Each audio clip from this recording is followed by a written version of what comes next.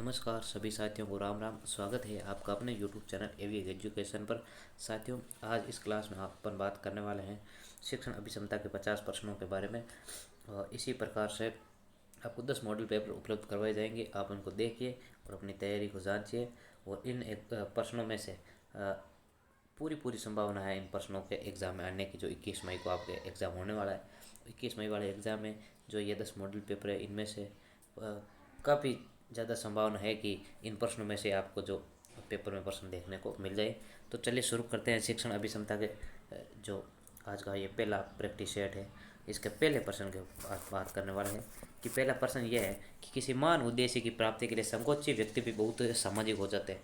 इसमें आपको जो मार्क मिलते हैं वो 3, 2, 1 और 0 इस हिसाब से मिलते हैं। यानी एकदम सही आंसर है तो आपको 3 नंबर मिलते हैं, फिर 2, फिर 1 और 0। इस प्रकार से आपको जो है इसमें नंबरिंग दी जाती है।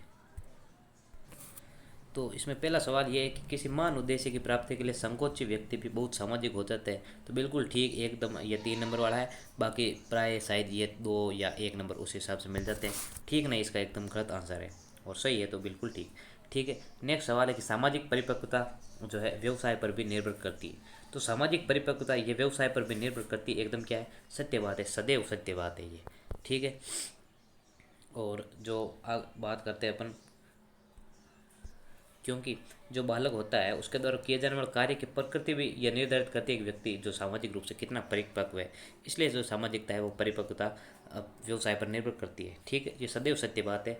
यानी 3 नंबर आपको सदैव वाला ऑप्शन करते हैं तो मिल जाते हैं, फिर उस हिसाब से आपको मिल जाएंगे। नेक्स्ट सवाल है कि फर्नीचर की व्यवस्था के लिए आप किस विद्यार्थी को नेतृत्व के लिए चुनेंगे। तो फर्नीचर की व्यवस्था के लिए आप किस विद्यार्थी को नेतृत्व के लिए चुनेंगे। तो इसमें ऑप्शन आपके फुर्तीला हो, प्रभुता की प्रवृत्ति हो, वरिष्ठ हो, ऊंचे कद का हो। एक सवाल इसमें से ऐसा होगा जिसमें आपको क्या है 0 नंबर मिलेंगे, बाकी 3, 2, 1 नंबर तो मिल ही जाएंगे। तो आपके अनुसार कैसा व्यक्ति होना चाहिए इसमें, फुर्तीला होना चाहिए या वरिष्ठ विद्यार्थी हो, प्रभुता की प्रवृत्ति हो या ऊंचे कद का हो। तो फर्नीचर की व्यवस्था करने के लिए आई थिंक ऊंचे कद का जो स्टूडेंट होगा तो वो ठीक रहेगा, है ना। तो इसलिए ये एकदम क्या है, सत्य बात है। प्रभुता की, अब जैसे इसमें एकदम गलत आंसर पूछ रहे, बताऊँ मैं आपको। तो प्रभुता की प्रवृत्ति यानी वो सबके ऊपर अपना रोब जमा रहो, ऐसा बालक थोड़ी चाहिए हमें तो चाहिए जो ऊंचे कद का हो, कहीं कोई फर्नीचर ऊपर रखने के लिए आराम से उसको पहुंच जाए। तो प्रभुता की प्रवृत्ति इसका एकदम गलत आंसर है और सही है, ऊंचे कद का हो। नेक्स्ट क्वेश्चन है कि साज सज्जा के लिए यानी डेकोरेटिव मतलब डेकोरेशन के लिए आप किस विद्यार्थी को नेता के रूप में चुनेंगे। हाँ, यानी जो बंदा कलात्मक दृष्टिकोण वाला जो बंदा होगा उसको ही चुनेंगे ना, तो है ना, क्योंकि वो ज़्यादा कलात्मक दृष्टिकोण वाला होगा तो अलग अलग तरह की कलाकारी करेगा, अपने जो विचार है कलात्मक रूप से विचार प्रस्तुत करेगा और साज सज्जा एकदम परफेक्ट तरीके से करेगा।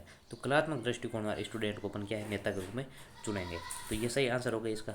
विज्ञान के अध्यापक होने के नाते आप ट्यूशन लेंगे कि भाई आप विज्ञान के अध्यापक है तो आप क्या ट्यूशन लेंगे। तो इनमें जो 4 ऑप्शन दिए उसके अनुसार आप देखो, तो विज्ञान के अध्यापक होने के नाते क्या एक्स्ट्रा समय में अपन ट्यूशन पढ़ा देंगे, कोई दिक्कत नहीं है। नेक्स्ट सवाल है कि व्यवसाय में प्रगति के लिए आप किस कार्य को प्राथमिकता देंगे। तो व्यवसाय में आपको प्रगति करनी है तो आप किस कार्य को प्राथमिकता, आप ट्यूशन पढ़ोगे या आप शिक्षक संघ का नेतृत्व नेता बन जाओगे, पुस्तक लिखोगे, क्या करोगे। तो आपका जो व्यवसाय है उसको बढ़ाने आप क्या करोगे, शिक्षण कार्य करोगे। ये इसका एकदम क्या है, सटीक आंसर है। और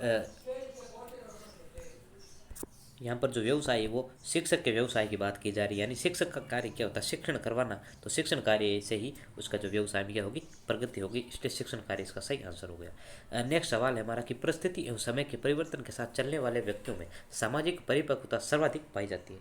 यानी परिस्थिति एवं समय के परिवर्तन के साथ जो व्यक्ति चलते हैं उसमें सामाजिक परिवर्तन सर्वाधिक पाई जाती है। ये बात कितनी सत्य है, प्राय सत्य है, नहीं शायद नहीं सत्य।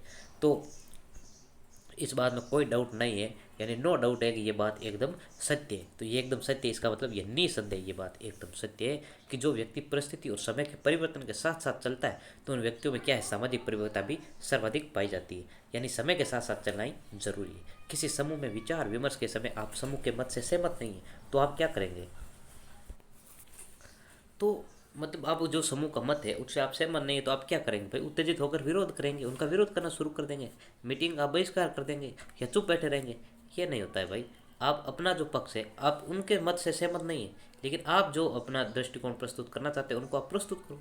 आपका क्या पक्ष है, उन पक्ष को आप प्रस्तुत करो। ये इसका क्या हो गया, सही आंसर हो गया, बजाय कि उत्तेजित होकर विरोध करेंगे या बहिष्कार करेंगे या चुप रहेंगे। बल्कि जो आप अपना जो पक्ष प्रस्तुत करना चाहते हो उनको जो है उनके सामने आप क्या है प्रस्तुत करो। अब नेक्स्ट सवाल है कि नेता के रूप में प्राचार्य को अध्यापक को उसके दायित्वों को करने हेतु प्रदान करना चाहिए।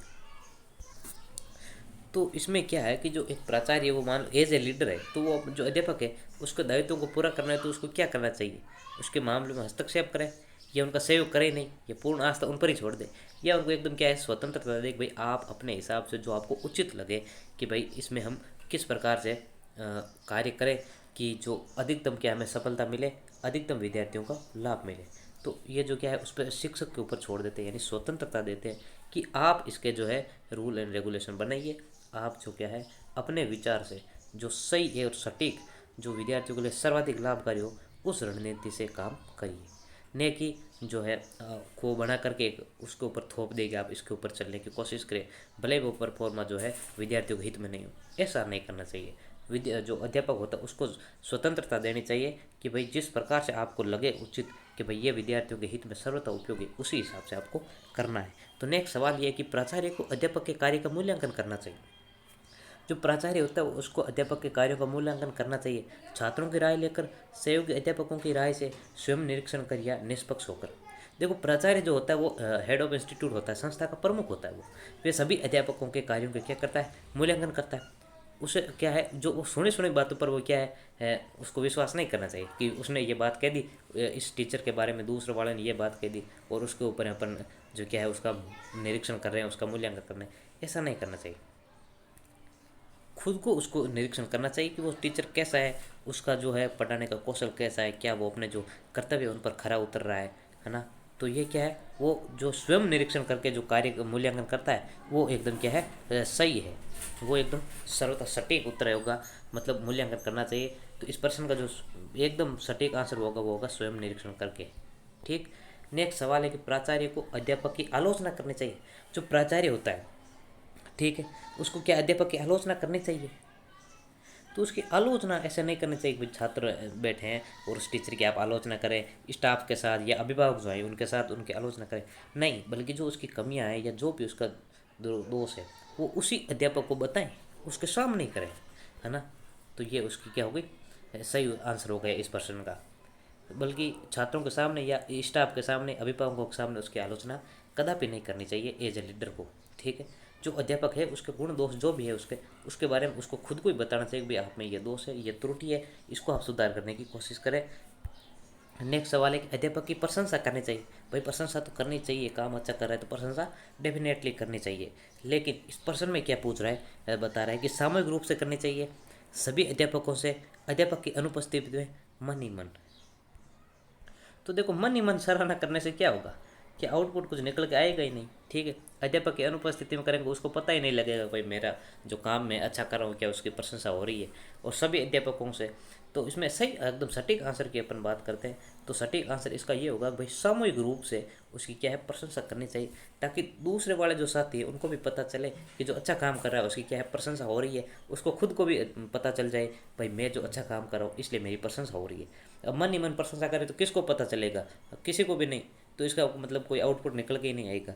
तो इसलिए क्या है सामूहिक रूप से प्रशंसा यदि करेंगे तो क्या है सभी को पता चलेगा, साथ वालों को पता चलेगा, तो वो भी क्या है अच्छा काम करने के लिए प्रोत्साहित होंगे और वो भी और आगे से आगे अच्छा करेगा प्रयास करेगा। ठीक है। नेक्स्ट सवाल ये है कि निजी व्यवसाय की तुलना में लोग नौकरी करना पसंद करते हैं। हाँ, लोग जो प्राइवेट जो नौकरी करने के बजाय क्या है व्यवसाय करने के बजाय जो नौकरी करना क्यों पसंद करते हैं, क्योंकि ये जिम्मेदारी इसमें कम है, सुरक्षा अधिक है, ट्रांसफ़र होता रहता है या अवकाश में खाली समय का सदुपयोग हो सकता है। तो देखो इसका सटीक आंसर क्या है आपको मैं बताऊँ, जिम्मेदारी कम है ऐसा कोई मानते हैं लोग, लोगों का क्या है लोग कहते हैं कि इसको कुछ मतलब करना नहीं पड़ता है इसलिए, लेकिन ऐसा कुछ नहीं। इसमें क्या सुरक्षा अधिक है, आप क्या है सुनिश्चित हो जाते हैं कि भाई आज हमारी नौकरी जो लग गई है, अब हमें जो क्या कोई निकालने वाला नहीं है। जैसे जो कभी कोविड वाला टाइम आया था, इस समय जितने भी प्राइवेट सेक्टर वाले थे उनकी सैलरी काट ली गई, लोग घर में बैठे रहे थे जो लॉकडाउन लग गया था। लेकिन जो सरकारी कर्मचारी थे वो आराम से भाई काम कर रहे थे या जो भी कर रहे थे या नहीं भी कर रहे थे, लेकिन क्या उनकी लेकिन उनकी क्या है, सैलरी टाइम टू टाइम आ रही थी। हाँ, हो सकता है थोड़ा लेट हो गए, थोड़ी सी आंशिक कटौती भी की गई, लेकिन उनकी नौकरी मतलब कोई खतरा नहीं था। पर जो ये जो संकट का समय था, कोविड वाला समय था, ये टल भी गया बाद में। वापस जब लॉकडाउन वाला खुल गया, सामान्य स्थिति हो गई, तो वो अपने काम पर वापस जाने लगे। लेकिन कई प्राइवेट सेक्टर वाले लोग अपने घर पर ही बैठ गए, उनको जो कि अपने रोजगार से यानी धंधे से हाथ धोना पड़ा। बिजनेस जो कर रहे थे लोग, उनको भी बहुत सारा नुकसान हुआ, क्योंकि उस समय तो आपको पता ही है लॉकडाउन में क्या हालत हुए हो रखी थी। लेकिन जो सरकारी नौकरी वाले बंदे थे, वो एकदम बेफिक्र थे, सुनिश्चित थे कि भाई हमारी नौकरी कहीं नहीं जाने वाली।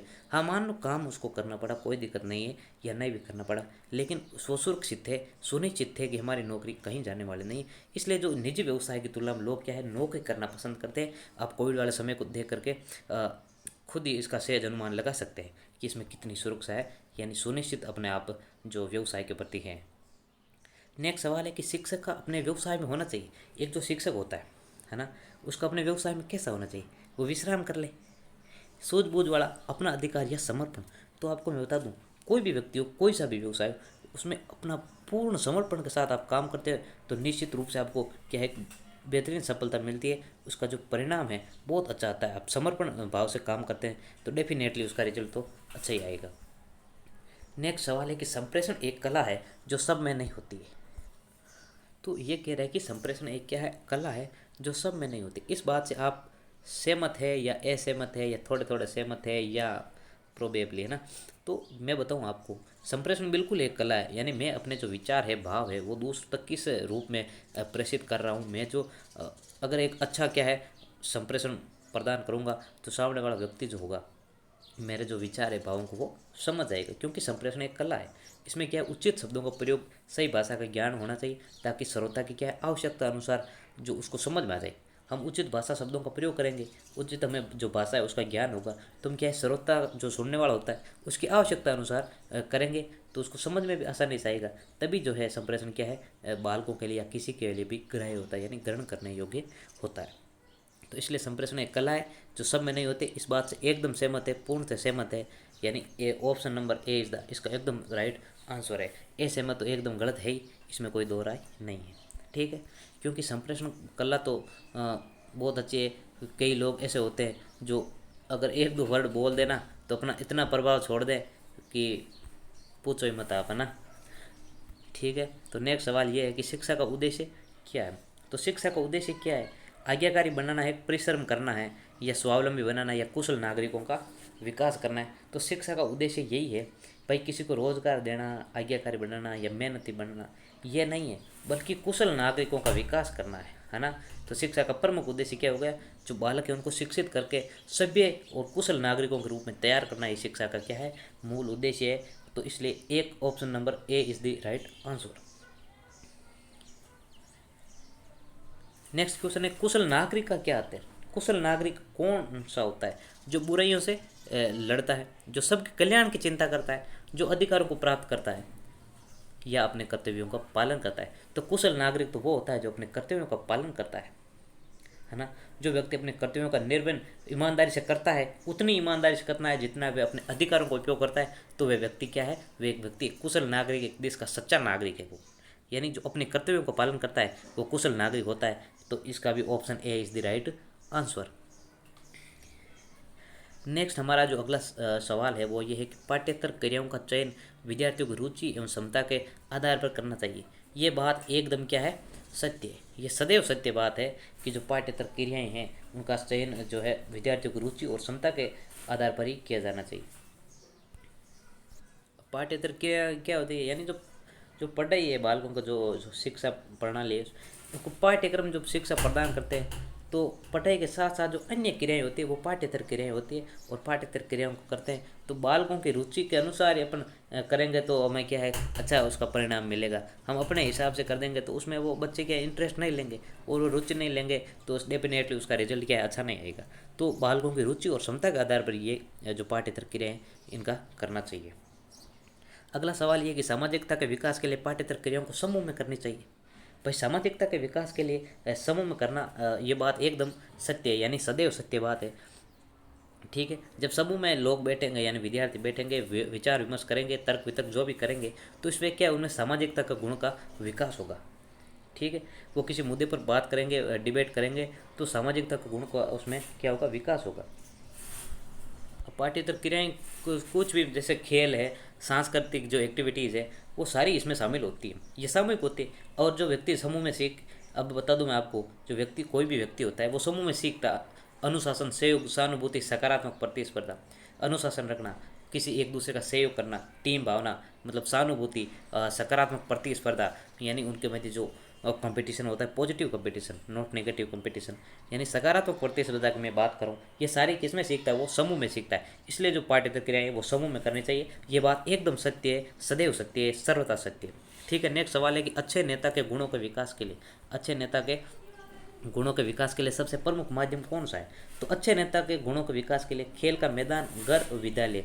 तो यहाँ पर बात करते हैं अपन सबसे प्रमुख माध्यम की बात करते हैं। तो अच्छे नेता का विकास के लिए सबसे प्रमुख माध्यम होगा अपने, वैसे तो इसमें आपको ये चारों ऑप्शन ये सभी दिखाई दे, लेकिन फिर भी एक सर्वश्रेष्ठ की बात करते हैं, प्रमुख की, तो यहाँ पर विद्यालय जो है मेरे ख्याल से एकदम क्या है, प्रमुख माध्यम है। क्योंकि विद्यालय में पढ़ने वाले बालक की क्या आगे चलकर नेता, शिक्षक, प्रशासक है, व्यापारी वगैरह वगैरह बनते हैं और अपने कर्तव्य के क्या करते हैं, निर्वहन करते हैं। इन सभी कामों के लिए आवश्यक गुणों का जो विकास है वो कहाँ पर होता है, वो विद्यालय के अंदर ही होता है। खेल मैदान भी हो सकता है, लेकिन आई थिंक विद्यालय इज़ द बेटर, है ना।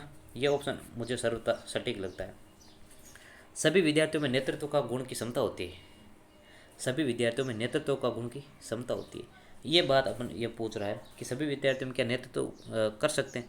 इस बात से मैं थोड़ा सा क्या हूँ, असहमत हूँ, क्योंकि हर कोई बंदा नेतृत्व नहीं कर सकता, हर कोई बंदा लीडर नहीं बन सकता। इसके भी एक मतलब विशेष गुण होना चाहिए। ये आवश्यक नहीं कि सभी बालकों में नेतृत्व क्षमता हो, कोई ज़रूरी नहीं है कि सभी बालक नेतृत्व कर सके। कक्षा में जो बालक होते हैं कुछ में ये गुण पाया जाता है, जबकि जो शेष बालक होते हैं वो किसी के नेतृत्व में रहना स्वीकार करते हैं। यानी जो कक्षा का मॉनिटर भी बनाया जाता है, तो एक बंदे को बनाया जाता है, उसके हो सकता है 2-4 उसके उम्मीदवार हो, लेकिन सारी जो 50-70-100 की क्लास होगी वो सारे नेता नहीं बन सकते। उनमें से 1-2 जो होते हैं और उनमें से एक ही बनाया जाता है, वो सारी क्लास उनके अंडर में रहती है। यानी जो नेता क्या पर्सन है कि नेतृत्व का गुण है वो सब में नहीं होता है। इस बात से मैं असहमत हूँ, सब में ये गुण नहीं होता है। तो पर्सन में कह रहा है कि ये गुण, नेतृत्व का गुण की क्षमता होती है, सभी में ये बात नहीं होती, इसलिए इस कथन से मैं क्या हूँ, असहमत हूँ। इसका ये राइट आंसर हो गया। अगला सवाल है कि शैक्षिक एवं व्यावसायिक निर्देशन के लिए विद्यार्थी के व्यक्तित्व को समझना आवश्यक है।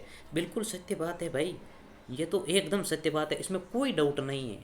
शैक्षिक और व्यावसायिक निर्देशन के लिए विद्यार्थी के व्यक्तित्व को समझना बहुत आवश्यक है। विद्यार्थी के व्यक्तित्व की आवश्यकता के अनुसार उसको शैक्षिक और व्यावसायिक निर्देशन दिया जाना बहुत जरूरी है, ताकि वे अपने उद्देश्यों क्या है सहजता से प्राप्त कर सके। इसलिए इस बात में कोई शंका नहीं है, कोई संदेह नहीं है, no doubt option A is the right answer. 23वां सवाल है कि बालक के भावात्मक विकास के लिए, बालक के भावात्मक विकास के लिए माता पिता को मनोविज्ञान का ज्ञान होना आवश्यक है। तो इस सवाल का जो है सही आंसर क्या होगा, सदैव, बहुधा, नहीं या अनिश्चित। तो बालक के जो भावात्मक यानी इमोशनल डेवलपमेंट के लिए माता पिता को जो मनोविज्ञान का ज्ञान होना ज़रूरी आवश्यक है, तो सदैव ये कथन सत्य है। यानी जो ये बात एकदम सत्य है, सदैव जो माता पिता उनको मनोविज्ञान का ज्ञान होगा तो डेफिनेटली बच्चे का भावात्मक विकास जो है बहुत अच्छा होगा। इस कथन से मैं भी सहमत हूँ। बालक के तनाव का प्रभाव विद्यालय में उसके समायोजन पर पड़ता है, क्या ये सत्य है? जो बालक का तनाव है वो विद्यालय में उसके समायोजन यानी एडजस्टमेंट प्रभाव पड़ता है, तो भाई बिल्कुल सत्य बात है, इसमें कौन सा डाउट वाली बात है। यानी जो बच्चा होता है वो तनावग्रस्त होता है, तो डेफिनेटली उसके व्यवहार में क्या होगा, जो नेगेटिव प्रभाव आएंगे, और इसे विद्यालय में बालक या समायोजन कर पाने में असमर्थ होगा। किसी के साथ वो घुल मिल नहीं सकेगा, या फिर कोई अदर एक्टिविटी जो सोशल नहीं है, असामाजिक जो गुण होते हैं वो उसके अंदर डेवलप होने शुरू हो जाएंगे, या तनाव के कारण वो कुछ गलत कदम भी उठा सकता है, पढ़ाई के अंदर उसका मन नहीं लगेगा, साथियों के साथ वो अच्छे से बात नहीं कर सकेगा, खेल वगैरह जो इस प्रकार वो एक्टिविटी नहीं लेगा। यानी जो बालक का तनाव होता है, टेंशन होता है, तो ये विद्यालय में उसके समायोजन पर क्या है, डेफिनेटली प्रभाव पड़ता है। ये कथन एकदम सत्य है, यानी सदैव सत्य है। घर में अंत्य संबंधों के अभाव के कारण बालकों में भी तनाव कम होता है। घर में अंत्य संबंधों के अभाव के कारण बालकों में भी तनावग्रस्तता होती है, तो इस कथन से अपन क्या है, एकदम सहमत है। अंत्य संबंधिता स्थापित होने से उनमें क्या होता है भाई, प्रगाढ़ता आती है, रिश्तों की प्रगाढ़ता तनाव को कम करती है। जब बच्चों के साथ अपन क्या है, घर में उसके साथ संबंध अच्छे नहीं हो गए, हम उसको बार बार डांट देंगे या जो भी वो कुछ करना चाहता है उसमें हम उसको रोक टोक देंगे तो क्या उसका संबंध जो होते हैं वो अच्छे नहीं होंगे, और संबंध अच्छे नहीं होंगे तो बच्चों में क्या है, तनाव की जो है वो डिप्रेशन में चला जाएगा, टेंशन उसको होने लगेगी। तो ये भी कथन एकदम सहमत है, इस कथन से मैं एकदम क्या हूँ भाई, सहमत हूँ। नेक्स्ट सवाल हमारा है, विश्व में भी विभिन्न सम्मेलनों में देश के प्रतिनिधि मिलते हैं, तो देश के जो प्रतिनिधि मिलते हैं वो किस लिए मिलते हैं, संपर्क बढ़ाने के लिए, या बातें करने के लिए, गप्पे लड़ाने के लिए, या अपने जो बिजनेस बढ़ाने के लिए, या संबंध बनाए रखने के लिए। जो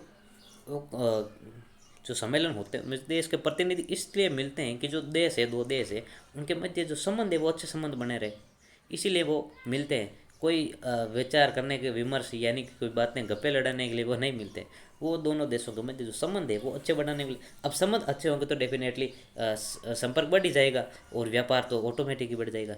जो एक देश के पास जो सामान होगा वो दूसरे देश को निर्यात कर देगा, इसके पास होगा वो उसको निर्यात कर देगा, यानी आयात निर्यात हो जाएगा। तो डेफिनेटली क्या है, व्यापार ऑटोमेटिक ही बढ़ जाएगा। लेकिन संबंध ही अच्छे नहीं होंगे तो आए दिन क्या होगी, लड़ाई होगी, इसे धन की हानि होगी, दोनों देशों को होगी, भले युद्ध किसी में हो, इसमें तो कोई दो राय है ही नहीं। तो अगला सवाल हमारा यह है कि विश्व के देश तनाव को कम करने के प्रयास में जुटे रहते हैं, इस बात से सहमति है। विश्व के देश है वो यही चाहते हैं भाई तनाव जो है वो कम हो, वो नहीं चाहते कि भाई लड़ाई हो।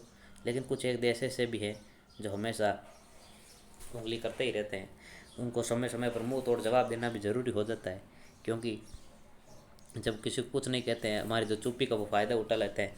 इसलिए ज़्यादा इसके बारे में क्या बोले अपन, चलो आगे चलते हैं कि पड़ोसी से रिश्ता तोड़ कर रहने में समझदारी नहीं होती। पर्सन क्या कह रहा है कि पड़ोसी से रिश्ता तोड़ कर रहने में समझदारी नहीं होती, कथन एकदम सत्य है भाई साहब। हाँ, बात सही है आपकी, यानी जो पड़ोसी होता है हमारा सुख दुख का साथी होता है, सुबह शाम उसके साथ बातें करते हैं अपन, हमारे जो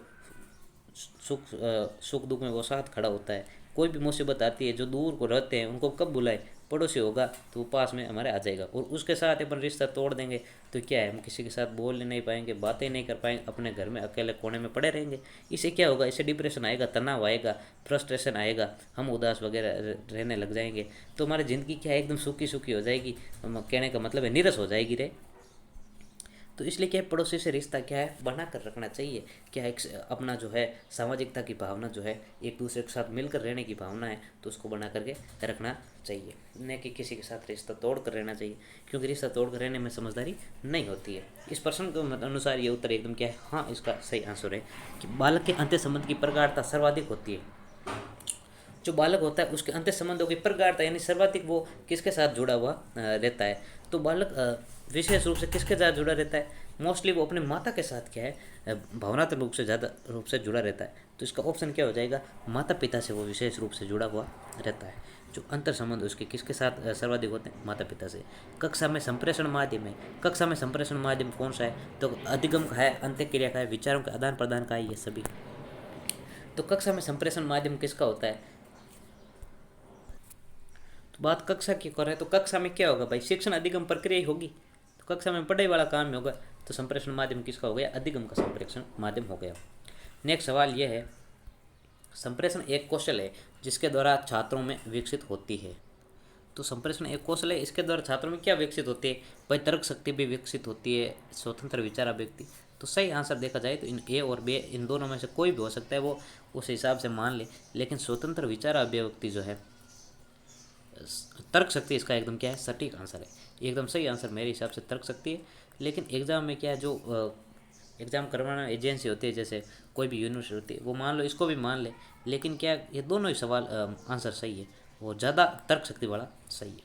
नेक्स्ट है, संप्रेषण को प्रभावी बनाने तो अध्यापक सहायता प्राप्त करता है, यानी संप्रेषण को जो अपने विचारों को इधर आदान प्रदान करने के लिए जो माध्यम अपनाया जाता है उसको संप्रेषण कहते हैं। और संप्रेषण को प्रभावी बनाने हेतु अध्यापक किन चीज़ों का उपयोग में ले सकता है, टीवी का, शिक्षण विधियों का, ओवरहेड प्रोजेक्टर और सभी। तो सभी का ही ले सकता है संप्रेषण को प्रभावी बनाने के लिए, इन सभी का क्या है उपयोग में ले सकता है। विभिन्न शिक्षण विधियों जो TLM है, teaching learning method, TV, overhead projector आदि की सहायता शिक्षक क्या अपना संप्रेषण जो होता है वो अत्यधिक क्या उसको प्रभावी बना सकता है, चाहे वो वर्बल हो या नॉन वर्बल हो, उससे कोई फर्क नहीं पड़ता है। अध्यापक कक्षा में अपने द्वारा किए गए संप्रेषण के प्रभाव को ज्ञात कर सकता है। तो अध्यापक जो है कक्षा में अपने द्वारा किए गए संप्रेषण का प्रभाव है उसको ज्ञात किस प्रकार से कर सकता है, परीक्षा लेकर के मौखिक प्रश्नोत्तर द्वारा विद्यार्थी के द्वारा स्वतंत्र अभिव्यक्ति उपयुक्त सभी। यदि विद्यार्थी सीखी हुई बातों को स्वतंत्र रूप से अभिव्यक्त करता है तो इसका मतलब क्या है भाई, संप्रेषण जो है एकदम प्रभावी हुआ है। संप्रेषण का यह प्रभाव ही है कि जो विद्यार्थी है वो बात को स्वतंत्र रूप से अभिव्यक्त कर रहा है ना। तो विद्यार्थी की जो स्वतंत्र अभिव्यक्ति है वो इस बात का प्रमाण है कि संप्रेषण प्रभावी रूप से हुआ है। ठीक है, नेक्स्ट चलते हैं कि वीडियो कैसेट को दिखाने से पूर्व अध्यापक को संबंधित विषय की देनी चाहिए। अगर वीडियो कैसेट दिखाने से पूर्व अध्यापक को संबंधित विषय की क्या देनी चाहिए? विस्तृत रूप देना चाहिए, सीमित रूप से, बिल्कुल नहीं या यथोचित रूप से। जो भी विषय होता है उसकी एकदम यथोचित रूप से यानी जो उपयुक्त जानकारी है वो विद्यार्थियों को पहले दे देनी चाहिए शिक्षक को जब उसको वीडियो कैसेट दिखाएं। वीडियो कैसेट आपको बताइए ऑडियो विजुअल क्या है, लर्निंग सामग्री है, सर्वदर्शी सामग्री है। इस सामग्री का उपयोग करने से क्या है, शिक्षक को और जो उपयुक्त रूप से जानकारी होती है विषय वस्तु की उसको छात्रों को दे देनी चाहिए, ताकि उनको पता रहे हम किस चीज़ का अध्ययन कर रहे हैं, किस लिए ये वीडियो कैसेट को देख रहे हैं, ताकि जो शिक्षण जो है प्रभावी हो जाए। अगला सवाल हमारा ये है कि समस्त अध्यापकों को अपने परिवेश की पर्याप्त जानकारी क्या है होनी चाहिए। तो ये जानकारी किस लिए होनी चाहिए भाई? चुनाव जीतने के लिए, नेतागिरी नहीं करनी है भाई, छात्रों को बताने के लिए, डींगे हाँकना भी थोड़ी है। अपनी जो खुद की प्रशंसा अपने मुँह मियाँ मिट्ठू बनना वो वाली बात भी नहीं, स्वयं के ज्ञान के लिए यानी हम क्या है, हमारा वातावरण कैसा है, परिवेश कैसा है, हम किस प्रकार के वातावरण में रह रहे हैं, हमारा खान पान वगैरह कैसा है, ये हमें खुद के बारे में जानने के लिए परिवेश की जानकारी होनी चाहिए। यानी शिक्षक जो होता है उसको अपने खुद के बारे में जानने के लिए इस चीज़ों की जानकारी होनी चाहिए। नेक्स्ट एक, अध्यापक को राजनीति में सक्रिय भाग लेना चाहिए। ये इस प्रश्न में आपका क्या विचार है भाई? जो अध्यापक होता है क्या उसको राजनीति में एक्टिव होकर के भाग लेना चाहिए? नेताजी को वोट दो, ऐसे उनके साथ में चलना चाहिए? तो भाई एक शिक्षक जो होता है उसको कभी भी ऐसा नहीं करना चाहिए। कहाँ उसको मत देने का अधिकार है, जो भी पार्टी उसको अच्छी लगती है, जो भी उम्मीदवार उसको अच्छा लगता है उसको आप वोट दीजिए, लेकिन ये नहीं आप नेताजी के साथ कंधे से कंधा मिलाकर चल रहे हैं, आप इनको वोट दीजिए ना, ऐसा कभी नहीं करना चाहिए। ठीक है, अध्यापक को छात्रों को प्रेरित करना चाहिए। बिल्कुल सही बात है भाई, बिल्कुल प्रेरित करना चाहिए, लेकिन किसके लिए? केवल पढ़ने के लिए। आपको केवल पढ़ना है, आपको दूसरा कोई काम नहीं खेलना है, न टीवी देखना है, ना कोई आपको और कुछ करना है, केवल आपको पढ़ना है, इसलिए प्रेरित करना चाहिए। कभी नहीं खेलने के लिए भी, कभी नहीं दूरदर्शन समाचार सुनने के, कभी नहीं ज्ञानवर्धक कार्यक्रम देखने के लिए, यानी जो ज्ञानवर्धक कार्यक्रम है उसको देखने के लिए प्रेरित करना चाहिए, ताकि जो बच्चा है वो पुस्तक के ज्ञान के अतिरिक्त अन्य ज्ञान जो व्यवहारिक ज्ञान है उसको भी बालक प्राप्त कर सके। खेलने के लिए कह सकता है, उसको प्रेरित कर सकता है, दूरदर्शन से समाचार सुनने के लिए भी कह सकता है। केवल पढ़ने के लिए ये तो बिल्कुल ही कहते हैं कि आप केवल ही पढ़ो, आप कोई समाचार मत देखो, खेलो मत और कुछ मत करो, ये तो बिल्कुल गलत है कि आप केवल पढ़ो ही पढ़ो। बाकी इनमें सही, लेकिन सही सटीक आंसर ये है कि ज्ञानवर्धक कार्यक्रम देखने के लिए उसको क्या है, प्रेरित कर सकता है। नेक्स्ट है, सामाजिक अवचेतना के लिए अध्यापक को होना चाहिए। सामाजिक अध्यापक के लिए अवचेतना के लिए अध्यापक को कैसा होना चाहिए? यही बात है, परिसर में होना चाहिए, मिलनसार होना चाहिए, अध्ययनशील होना चाहिए, या संपर्क स्थापित करने वाला। तो सामाजिक जागरूकता के लिए जो है लोगों के साथ संपर्क स्थापित करने वाला होना चाहिए, यानी option C is the right answer. प्रार्थना सभा में प्रतिदिन एक विद्यार्थी को किसी सामाजिक विषय पर अपने विचार प्रकट करने का अवसर देना चाहिए। तो प्रार्थना सभा में कोई भी विद्यार्थी है उसको सामाजिक विषय पर अपने विचार प्रकट करने का अवसर देना चाहिए। ये इस बात से पूछा कि आप कितना सहमत है, तो निश्चित रूप से अवसर देना ही चाहिए, क्योंकि सामाजिक विषयों के प्रति विचार प्रकट करने से उसकी क्या है, जो चिंतन शक्ति होती है, थिंकिंग पावर होती है, उसकी निरीक्षण शक्ति, अभिव्यक्ति कौशल का उसमें क्या होता है, विकास होता है। इसलिए सामाजिक विषय पर विचार प्रकट करने का अवसर सभी विद्यार्थियों को एक साथ नहीं मिल सकता, लेकिन 1 बाय 1 देना ही चाहिए प्रार्थना सभा के अंदर। इससे क्या है, उसका जो थिंकिंग पावर है यानी चिंतन शक्ति, अभिव्यक्ति क्षमता है, निरीक्षण शक्ति है, उनका क्या होगा, विकास होगा। ठीक है, दार्शनिक एवं वैज्ञानिक लोगों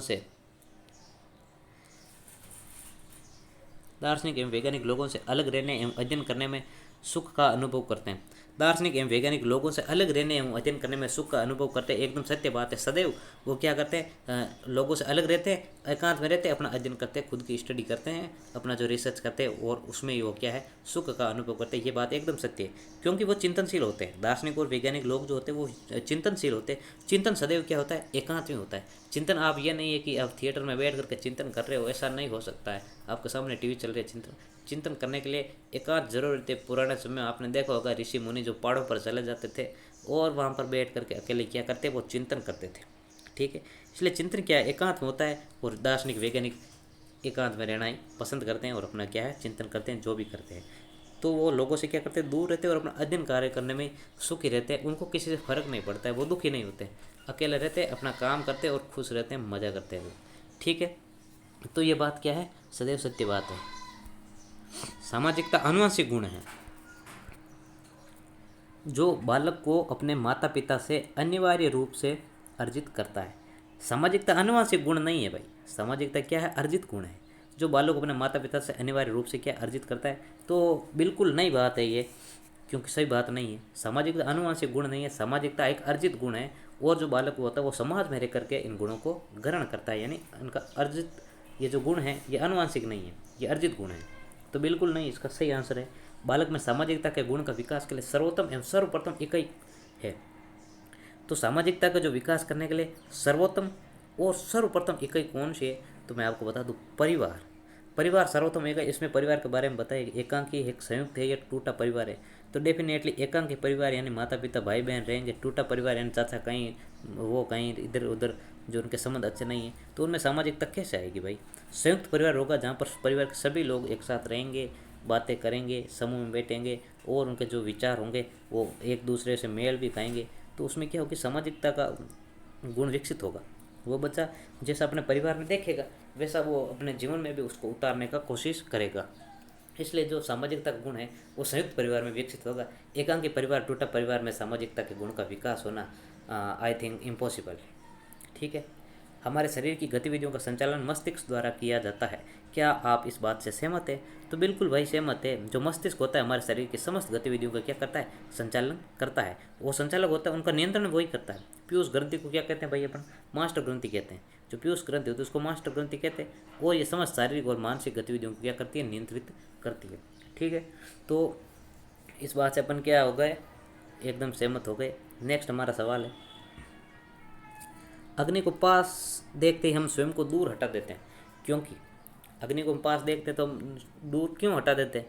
जान बचाने के लिए, ताप से बचने के लिए, जलने के डर से, यह डर लगता है भाई। अग्नि को अपन पास देखते तो हम ये देखेंगे भाई जल जाएंगे, तो उस जलने के डर से हम उसको क्या करते थे, दूर हटा देते हैं। ठीक है। सीधा ये थोड़ी आ गई पास में आते ही हम मर जाएंगे, तो जान बचाने वाला ये लगता नहीं, डर तो लगता ही है, लेकिन किस कारण डर लगता है, तो जलने के डर से अपन उसको क्या है, दूर हटा देते हैं। नेक्स्ट सवाल ये है भाई, आप एवी एजुकेशन चैनल को क्या कर दो, सब्सक्राइब कर दो, जैसे कि आप 10 मॉडल पेपर इसके ऊपर आपको मिल जाएंगे परीक्षा से पहले पहले, 21 तारीख से पहले पहले। और इन जो मॉडल पेपर है पूरे संभावना है कि जो सवाल है आपके पेपर में दिखाई देंगे 21 मई वाले में। पूरा प्रयास यही है कि जो इम्पोर्टेंट सवाल है, जो सवाल आने योग्य है, उनको उन सवालों को हम क्या कर रहे हैं, समावेश कर रहे हैं। और जो अभी EO RO के एग्ज़ाम जो चल रहे हैं, हमारे जो चैनल पर जो वीडियो उपलब्ध करवाए हैं आप उनमें जाकर के देख लेना। जो वीडियो हमने उपलब्ध करवाए हैं उनसे संबंधित यदि कोई प्रश्न एग्ज़ाम में आया है तो हमारे उस कंटेंट में से ही आया है, कोई सवाल बाहर से नहीं आया है। भले ही आप जाकर के देख सकते हैं, लोकगीतों वाला हो, चाहे चित्रकला का हो, या कोई प्रजामंडल वाला हो, जो वीडियो अगर हमने उपलब्ध करवा दिया है, एग्ज़ाम में प्रश्न आया तो उससे बाहर प्रश्न नहीं आया है। भले आप वहाँ पर आप जाकर के एक बार देखिए।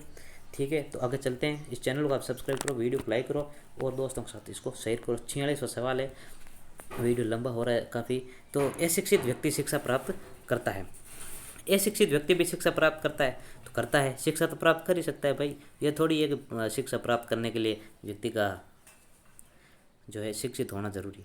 तो वो अनुभव से, अनुकरण से, त्रुटि प्रयास से, दंड से तो वो कभी होगा ही नहीं। हाँ, त्रुटि प्रयास से वो सीख सकता है, अनुभव से, यानी इसमें ज़्यादा जो सही आंसर होगा वो होगा किसे,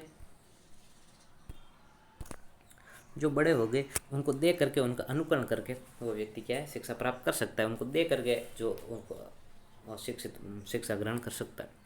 नेक्स्ट सवाल ये है हमारा कि एक बालक ने मादक द्रव्यों का सेवन इसलिए करना आरंभ किया कि उसके माता पिता के पास उसे बात करने का समय नहीं। यानी एक जो बच्चा है वो नशेड़ी बन गया है। और नशेड़ी क्यों बना है, कि जो उसके माता पिता है उसे बात ही नहीं करते, उसे बात करने का उनके पास समय ही नहीं है ना। तो इस बात से आप कितना सहमत हैं? तो इस बात से भाई बात अपन करते हैं इस प्रश्न की, कि बालक ने जो मादक द्रव्यों का सेवन इसलिए करना आरंभ कर दिया कि उसके माता पिता के पास समय ही नहीं है उस बच्चे से बात करने का। इस कथन से अपन पूर्णतः सहमत हैं, क्योंकि ये सही है। बालक जब अकेलापन महसूस करता है तो उस समय में क्या होगा, उसके माइंड में जो नकारात्मक बातें होती हैं, नकारात्मक विचार ज़्यादा उसके दिमाग में आते हैं। ऐसे में वो क्या करेगा, नशा करेगा या कोई बुरा काम करेगा, व्यभिचार चोरी डकैती वाला भी वो काम करेगा, उनकी ओर वो आकर्षित होगा। ठीक है, इसलिए माता पिता जो है उनको क्या है, समय निकाल करके अपने जो बच्चे होते हैं जो उनके साथ क्या है समय निकाल करके उनसे बात करें, उनके भी विचारों को जाने, उनको जो कुछ काम करने के लिए दिए, सामाजिकता के गुण उनको सिखाएं, समाज में उसको लेकर के जाए, और समय समय दिन में समय निकाल करके उनसे बात जरूर करें। क्योंकि बालक अकेलापन जब फील करता है तो उसके विचार में नेगेटिव माइंड में नेगेटिव विचार आएंगे, और नेगेटिव विचार आएंगे तो वो कुछ गलत करने की सोचता है। तो नेक्स्ट सवाल है हमारा, माता पिता का ध्यान आकर्षित करने के लिए उद्दंडता करने लगे, क्योंकि माता पिता का लाडला बेटा था, एक ही बालक था, माता पिता बहुत व्यस्त रहते थे, उसकी समस्या सुनने का समय नहीं। माता पिता का ध्यान आकर्षित करने के लिए उद्दंडता करने लगे, क्योंकि क्योंकि वो क्या, बच्चे क्या चाहते हैं कि जो माता पिता उस पर ध्यान ही नहीं देते हैं, है ना, तो उसको ध्यान देने के लिए आकर्षित करने के वो उद्दंडता करने लगे, यानी बदमाशी करने लगे। तो इसका क्या कारण क्या है, तो कारण ये कि उनके माता पिता बहुत व्यस्त रहते थे, उसकी समस्या सुनने का उनके पास समय नहीं था। ये दो ऑप्शन उसके क्या एकदम सही है, लेकिन एकदम सही अगर इस प्रश्न में अपन देखें तो माता पिता बहुत व्यस्त रहते थे। इसका सही आंसर ये 3 नंबर वाला, जिसमें आपको 3 नंबर मिल जाए, वो ऐसे है।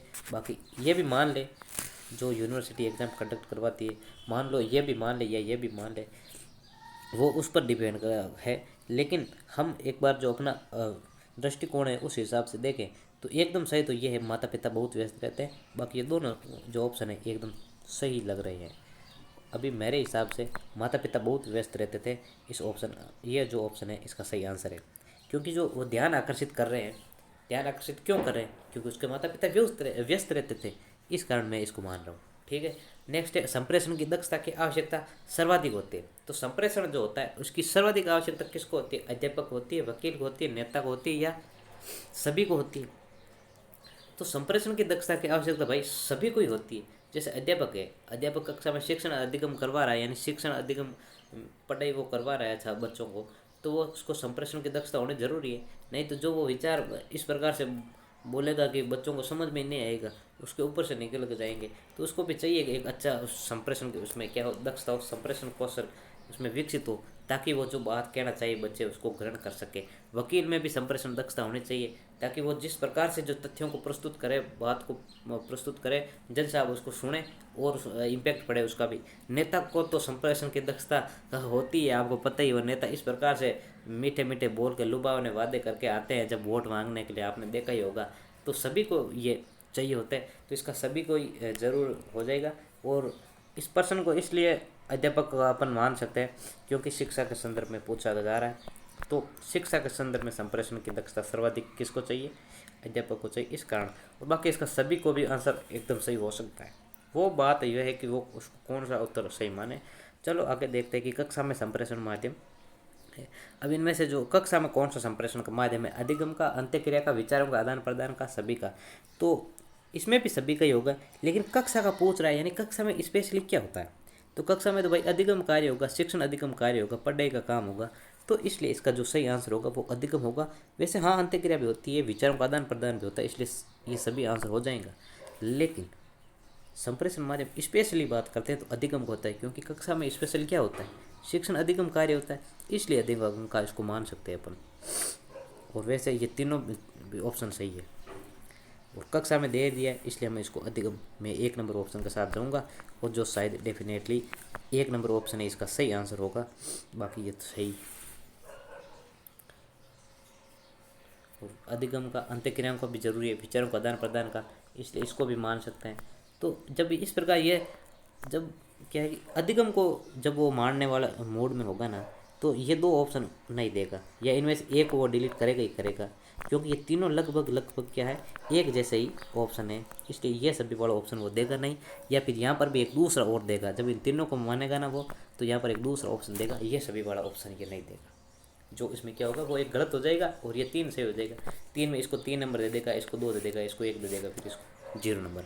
तो चलिए साथियों, यह था अपने जो शिक्षण अभिक्षमता वाले जो प्रैक्टिस सेट पेपर फर्स्ट था, 1 से लेकर के 50%, और पेपर में ये 51 से 100 के क्रम में आता है, उसको अपन ने सोल्व कर लिया। आप इनको देखिए, अच्छे से एक बार इनको आप पढ़ लीजिए, इनको जो स्क्रीनशॉट ले लीजिए, एक दो बार इसको पढ़ लीजिए।